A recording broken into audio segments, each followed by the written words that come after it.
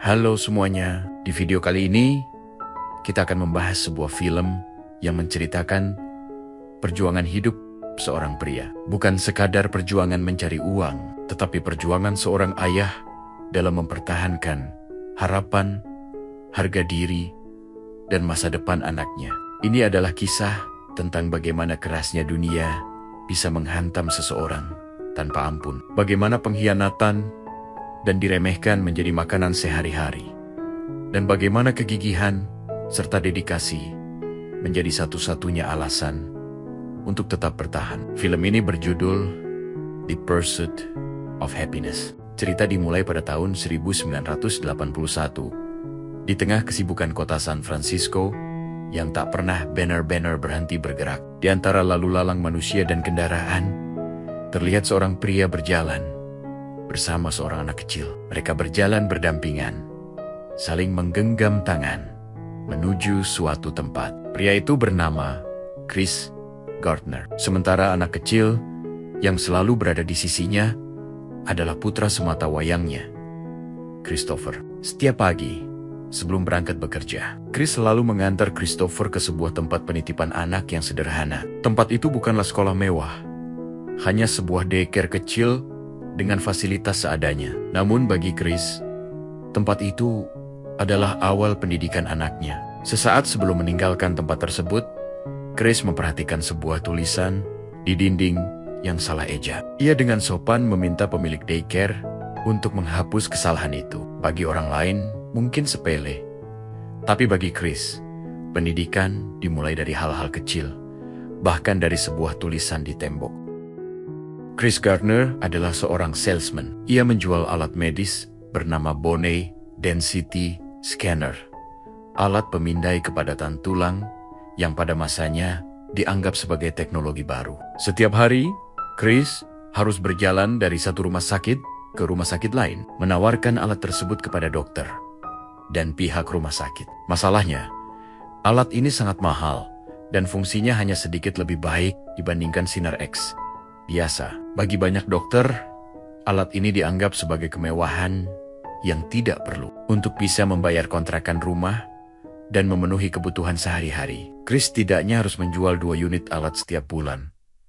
Namun kenyataannya jauh dari harapan. Hari demi hari berlalu tanpa satu pun alat berhasil terjual. Setiap kegagalan bukan hanya soal bisnis, tapi juga ancaman langsung terhadap kehidupan keluarganya. Masalah keuangan yang terus menumpuk perlahan-lahan merusak hubungan Chris dengan istrinya. Tagihan menumpuk, sewa rumah menunggak, dan tekanan hidup semakin terasa. Sang istri merasa lelah, frustasi, dan kehilangan kesabaran. Ia tidak lagi peduli seberapa keras Chris berusaha. Baginya, yang terpenting hanyalah uang. Sementara Chris, meski diremehkan dan disalahkan, tetap berusaha bersikap positif dan menahan kekesalannya. Suatu pagi, saat hendak kembali menjalani rutinitas berjualan, perhatian Chris tertuju pada sebuah mobil mewah yang berhenti tak jauh darinya.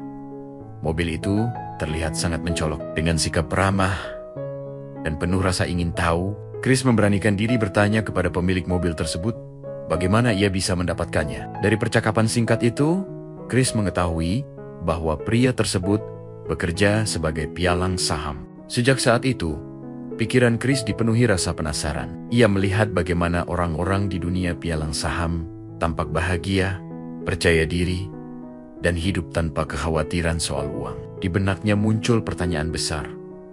Mengapa ia tidak bisa menjadi salah satu dari mereka? Keesokan harinya, Chris menceritakan tentang pekerjaan pialang saham ini kepada istrinya. Ia merasa ini bisa menjadi peluang baru. Apalagi Chris dikenal cukup baik dalam matematika dan logika. Namun respons yang ia terima sangat jauh dari kata mendukung. Sang istri meremehkannya, seolah apapun yang dilakukan Chris tidak pernah cukup. Yang ia inginkan hanya uang, karena kontrakan mereka sudah menunggak selama 2 bulan. Jika tidak dibayar dalam waktu seminggu, mereka akan diusir.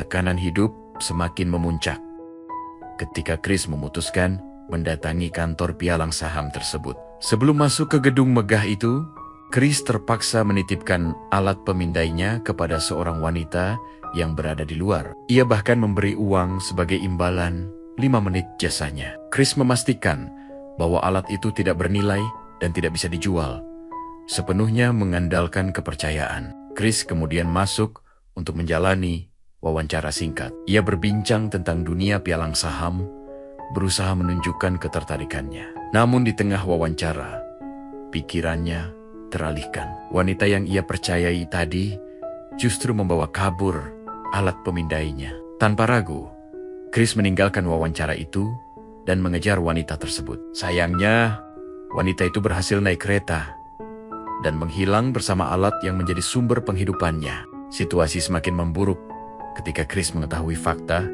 bahwa perusahaan tersebut hanya menerima 20 peserta magang setiap 6 bulan. Dan dari 20 itu, hanya 1 orang yang akan diangkat menjadi karyawan tetap. Peluangnya sangat kecil, namun Chris tidak menyerah. Chris kembali ke kantor pialang saham. Kali ini dengan tekad bertemu langsung pimpinan perusahaan, Mr. Twistle. Dalam imajinasinya, ia membayangkan akan menjelaskan segalanya dan menunjukkan kemampuannya. Namun kenyataannya berbeda. Mr. Twistle adalah orang sibuk, dan Chris tidak bisa meminta waktunya begitu saja. Meski begitu, Mr. Twistle tetap menerima lamaran Chris dan mengatakan akan menghubunginya jika dibutuhkan. Pertemuan itu membuat Chris terlambat menemui kliennya. Keadaan semakin buruk ketika ia kembali melihat wanita yang mencuri alatnya. Kejar-kejaran kembali terjadi. Di momen ini, Chris menceritakan bagaimana ia memulai bisnis ini, bagaimana ia menghabiskan seluruh tabungannya karena percaya alat tersebut revolusioner, dan bagaimana kenyataan berkata lain. Bagi rumah sakit, alat itu hanyalah kemewahan yang tidak penting. Kehilangan 1 alat berarti kehilangan uang makan selama sebulan. Beruntung, Chris akhirnya berhasil mendapatkan kembali alat pemindainya. Namun, saat ia menceritakan hari melelahkannya kepada istrinya, tidak ada empati yang ia dapatkan. Bahkan, untuk mendengarkan pun, istrinya tidak mau. Keesokan harinya, Chris kembali berusaha menemui Mr. Twistle. Ia menunggu berjam-jam hanya untuk mendapatkan kesempatan berbicara. Kebetulan, arah tujuan mereka sama, sehingga Chris ikut naik taksi bersama pimpinan perusahaan tersebut. Di sepanjang perjalanan, Chris terus menjelaskan kemampuannya, latar belakangnya, dan ketertarikannya pada dunia pialang saham. Namun, perhatian Mr. Twistle tampak tidak sepenuhnya tertuju pada Chris. Ia justru sibuk memainkan sebuah mainan puzzle kecil yang menurutnya hampir mustahil diselesaikan. Chris dengan penuh percaya diri mengatakan bahwa puzzle itu sebenarnya bisa diselesaikan dengan mudah. Mr. Twistle sempat meremehkan ucapan tersebut, namun tetap menyerahkan puzzle itu kepadanya. Dengan konsentrasi penuh, Chris mulai memutar dan menyusun potenggen-potenggen puzzle tersebut. Beberapa menit berlalu dalam keheningan, hingga akhirnya saat taksi tiba di tujuan. Puzzle itu telah tersusun sempurna di tangan Chris. Mr. Twistle memujinya, meski pujian itu terdengar sekadar basi-basi dan belum cukup menunjukkan ketertarikan serius. Masalah baru muncul ketika Mr. Twistle turun dari taksi tanpa membayar ongkos perjalanan. Argo menunjukkan angka $18, sementara seluruh uang yang dimiliki Chris saat itu hanyalah $5. Dalam situasi canggung tersebut, Chris kembali ke dalam taksi, mengambil alat pemindainya yang tertinggal, berulang kali meminta maaf, lalu berlari mengejar Mr. Twistle sambil menahan kekesalan. Namun semua itu sia-sia. Kejar-kejaran tersebut justru membawanya masuk ke stasiun kereta. Chris berhasil masuk ke dalam kereta, tetapi tidak dengan alat pemindainya. Mesin itu kembali tertinggal. Tak lama setelah itu, Chris menyadari bahwa ia tidak bisa menjemput Christopher seperti biasa. Ia mendapat kabar bahwa istrinya sudah bersama Christopher, lengkap dengan seluruh barang-barang mereka. Saat itu, Huga Chris berlari pulang ke rumah dengan harapan masih bisa menghentikan semuanya. Namun sesampainya di sana, rumah sudah kosong. Tidak ada istri, tidak ada anak, tidak ada barang. Yang tersisa hanyalah kesunyian. Di tengah kebingungan itu. Sebuah panggilan telepon masuk.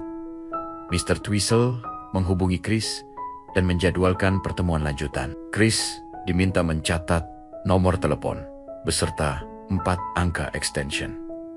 Masalahnya, ia tidak memiliki pulpen. Dengan penuh konsentrasi, Chris menghafal semua angka tersebut di kepalanya karena ia tahu kesempatan seperti ini tidak boleh hilang. Keesokan paginya, Chris tanpa sengaja bertemu istrinya di jalan. Seperti biasa, sang istri bersikap dingin dan tidak menghiraukannya. Chris akhirnya membiarkan istrinya pergi. Namun dengan satu syarat, Christopher harus tetap bersamanya. Pertengkaran pun terjadi. Sang istri meluapkan kemarahannya, menyalahkan Chris atas kemiskinan yang mereka alami. Chris tidak lagi memiliki kata-kata untuk membalas. Ia melihat istrinya terlalu lelah dan rapuh untuk terus bertahan. Sesampainya di rumah, Chris segera menyiapkan makan malam sederhana untuk Christopher. Namun, ketenangan itu tidak berlangsung lama. Pemilik kontrakan datang dan meminta Chris segera mengosongkan unit karena akan dicat ulang untuk penghuni berikutnya. Dengan penuh harap, Chris memohon agar diberi waktu 1 minggu lagi. Ia bahkan berjanji akan mengecat sendiri tanpa dibayar, asalkan diberi sedikit kelonggaran. Setelah perdebatan panjang, pemilik kontrakan akhirnya mengabulkan permintaannya. Masalah belum selesai. Keesokan harinya, polisi datang untuk membawa Chris. Ternyata ini berkaitan dengan denda tilang yang belum dibayarnya. Chris ditahan hingga proses verifikasi selesai. Ironisnya, verifikasi baru bisa dilakukan jam 9:30 pagi. Sementara pada jam yang sama, Chris harus menghadiri wawancara penting di kantor pialang saham. Dalam kondisi terdesak, Chris kembali meminta bantuan istrinya untuk menjemput Christopher. Waktu terus berjalan. Jam menunjukkan jam 9:45.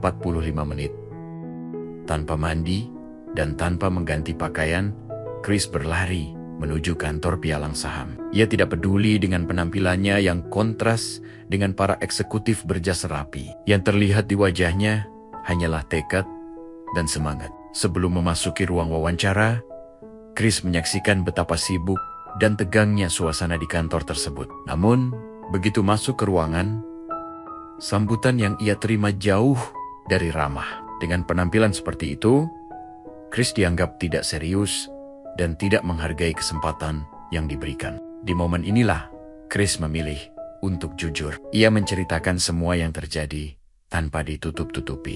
Anehnya, kejujuran itu justru membuat para pewawancara terkesan. Chris mampu menyamakan energi mereka, berbicara dengan percaya diri, dan menunjukkan bahwa kemampuannya bukan sekadar kemampuan seorang salesman biasa. Dari percakapan tersebut, terungkap latar belakang Chris. Ia selalu menjadi yang terbaik di sekolahnya, meraih peringkat tertinggi, dan menunjukkan dedikasi serupa saat bertugas di militer. Hal yang membedakannya dari orang lain adalah keberaniannya mengakui ketidaktahuan. Namun ia selalu menegaskan satu hal, ia tidak akan berhenti sampai menemukan jawabannya. Para pewawancara mengakui kemampuan Chris, namun kabar berikutnya justru menjadi pukulan berat. Program pelatihan ini tidak memberikan gaji sama sekali. Selama masa pelatihan, Chris tetap harus bertahan hidup dengan menjual alat pemindainya. Dari 20 kandidat, hanya 1 yang akan dipekerjakan. Malam harinya, istrinya datang membawa Christopher yang sudah tertidur. Dengan suara berat, ia mengatakan bahwa ia akan pindah ke New York. Ia mendapatkan tawaran pekerjaan dari iparnya yang membuka restoran di sana. Chris tidak menahannya. Satu-satunya hal yang ia pastikan adalah Christopher akan tetap tinggal bersamanya. Meski terlihat sedih, keputusan ini terasa seperti pengkhianatan karena diambil saat Chris berada di titik terendah hidupnya. Namun hebatnya, Chris tidak pernah meluapkan kemarahan. Setelah kepergian istrinya, Chris menghubungi Mr. Twizzle dan mengucapkan terima kasih atas kesempatan yang diberikan. Ia menyatakan siap mengikuti pelatihan tersebut. Keesokan paginya, Chris terpaksa meninggalkan kontrakannya dan pindah ke sebuah motel sederhana. Suatu siang, saat bermain basket bersama Christopher, Chris mengucapkan sebuah kalimat yang kelak akan sangat membekas. Ia mengatakan bahwa tidak boleh ada seorang pun yang mengatakan kita tidak bisa melakukan sesuatu. Jika kita menginginkannya, apapun caranya, harus dilakukan untuk menggapai mimpi itu. Kalimat itu mungkin terdengar sederhana, namun menjadi cerminan dari hidup Chris sendiri. Setelah resmi diterima sebagai peserta pelatihan, Chris mulai menjalani hari-harinya di perusahaan pialang saham tersebut. Setiap pagi, ia datang lebih awal dari peserta lain. Bukan karena ambisi semata, melainkan karena ia tahu satu kesalahan kecil saja bisa membuatnya tersingkir. Di ruangan itu, ada 20 orang dengan latar belakang pendidikan tinggi, koneksi luas, dan kehidupan yang jauh lebih stabil dibanding dirinya. Chris sadar, ia tidak bisa bersaing dengan cara yang sama. Pelatihan dimulai dengan sistem yang kejam. Setiap peserta diberi meja kecil, telepon, dan daftar klien potensial. Tugas mereka adalah menelepon sebanyak mungkin orang dalam sehari, menjual jasa pialang, dan meyakinkan klien agar mau mempercayakan investasi mereka. Setiap panggilan dicatat, setiap kesalahan diperhatikan. Tidak ada belas kasihan, tidak ada toleransi. Satu-satunya hal yang dinilai hanyalah hasil. Masalahnya, Chris tidak memiliki kemewahan waktu seperti peserta lain. Setelah jam kerja berakhir, ia tidak pulang ke rumah yang hangat. Ia harus menjemput Christopher, mencari tempat untuk tidur malam itu, lalu menjual alat pemindai tulang yang masih tersisa demi membeli makan. Seringkali, Chris terpaksa memilih antara makan malam atau membayar tempat menginap. Suatu malam, setelah seluruh motel murah penuh, Chris dan Christopher terpaksa menghabiskan malam di stasiun kereta bawah tanah. Mereka tidur di kamar mandi umum, bersembunyi dari petugas, sambil berusaha tetap tenang agar Christopher tidak merasa takut. Di saat itulah, Chris benar-benar menyadari betapa rapuh hidup mereka. Namun di hadapan anaknya, ia tetap tersenyum, berpura-pura bahwa semuanya hanya petualangan kecil. Keesokan paginya, Chris kembali ke kantor dengan pakaian yang sama. Bau kelelahan tidak bisa ia sembunyikan, tetapi semangatnya tidak pernah surut. Di antara para peserta lain, ia mulai menyadari satu kelemahan umum.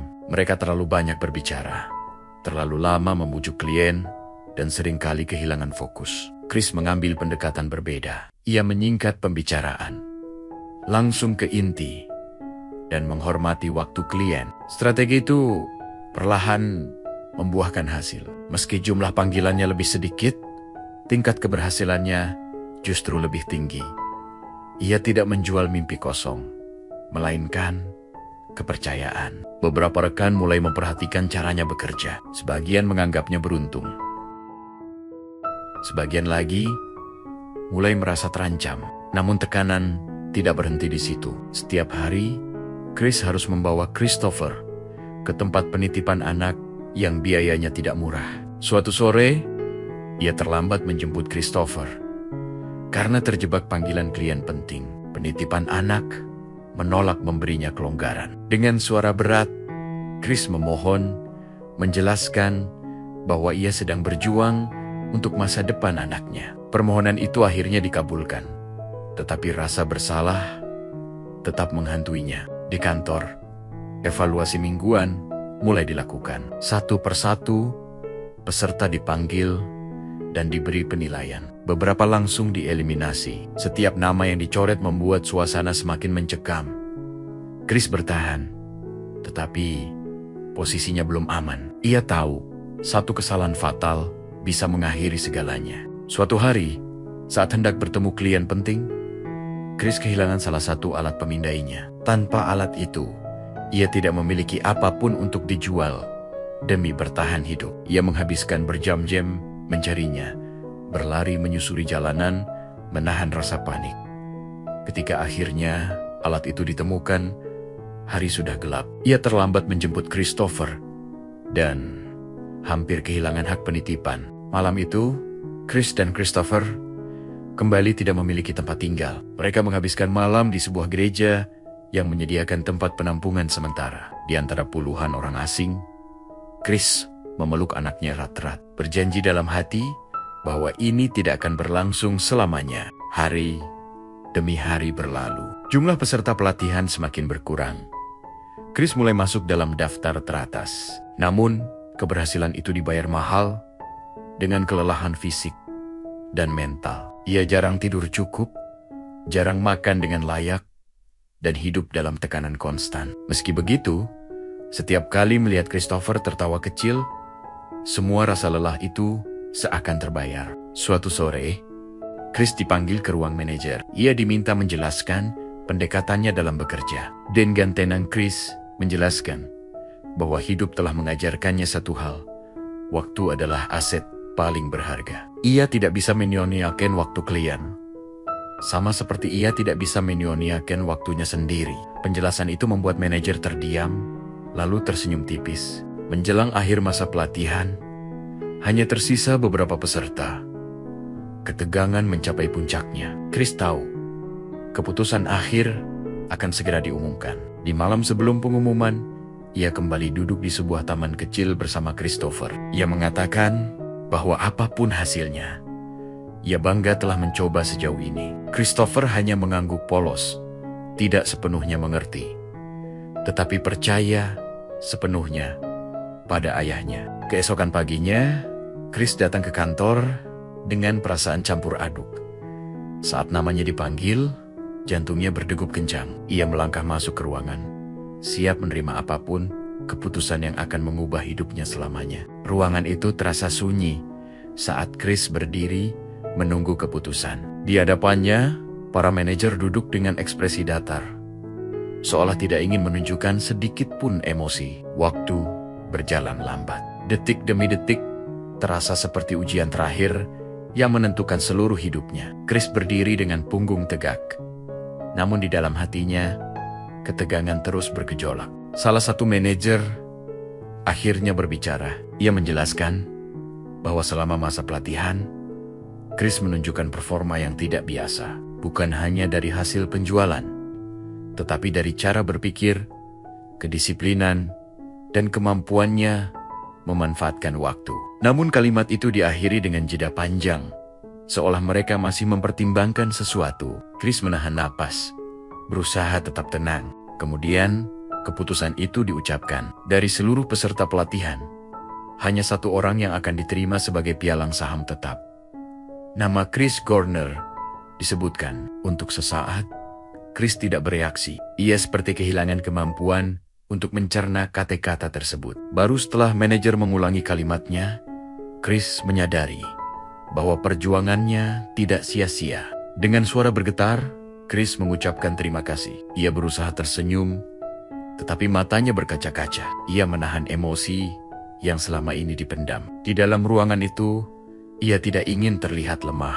Namun begitu keluar dari ruangan, langkahnya melambat. Ia berhenti sejenak, menundukkan kepala, dan membiarkan air mata jatuh. Bukan tangisan putus asa, melainkan tangisan lega. Chris berjalan keluar gedung dengan perasaan yang sulit dijelaskan. Dunia di sekitarnya terasa sama, tetapi hidupnya telah berubah. Ia menyusuri trotoar sambil sesekali tersenyum kecil, seolah baru saja memenangkan pertarungan terberat dalam hidupnya. Setiap langkah terasa ringan, meski tubuhnya masih lelah. Sesampainya di tempat penitipan anak, Chris menjemput Christopher dengan senyum yang tidak bisa ia sembunyikan. Ia mengangkat anaknya, memeluknya erat, dan mengatakan bahwa semuanya akan baik-baik saja. Christopher tidak sepenuhnya mengerti, tetapi ia merasakan kebahagiaan ayahnya. Senyum polos anak itu menjadi hadiah terbesar bagi Chris. Hari-hari berikutnya membawa perubahan perlahan. Chris tidak lagi harus berjuang mencari tempat tidur setiap malam. Ia mulai membangun hidup yang lebih stabil. Meski jalan di depannya masih panjang, setidaknya ia tidak lagi berada di titik nol. Ia akhirnya memiliki pijakan untuk melangkah maju. Dalam narasi penutup, diceritakan bahwa beberapa tahun kemudian, Chris Gardner menjadi pialang saham sukses. Ia bahkan mendirikan perusahaannya sendiri, dan membantu banyak orang memahami dunia investasi. Kisah hidupnya menjadi bukti bahwa kegigihan, kejujuran, dan ketekunan mampu mengubah nasib seseorang, bahkan ketika segalanya terasa mustahil. Namun lebih dari sekadar kesuksesan finansial, kemenangan terbesar Chris adalah kemampuannya bertahan demi anaknya. Ia membuktikan bahwa seorang ayah bisa menjadi segalanya: pelindung, guru, dan sumber harapan. Semua penderitaan yang ia lalui bukanlah akhir, melainkan proses menuju kehidupan yang lebih baik. Film ini menutup ceritanya dengan pesan sederhana namun kuat. Jangan pernah membiarkan siapapun mengatakan bahwa kamu tidak bisa meraih impianmu. Jika kamu memiliki mimpi, lindungilah mimpi itu. Karena pada akhirnya, kebahagiaan bukanlah sesuatu yang ditemukan secara instan, melainkan sesuatu yang diperjuangkan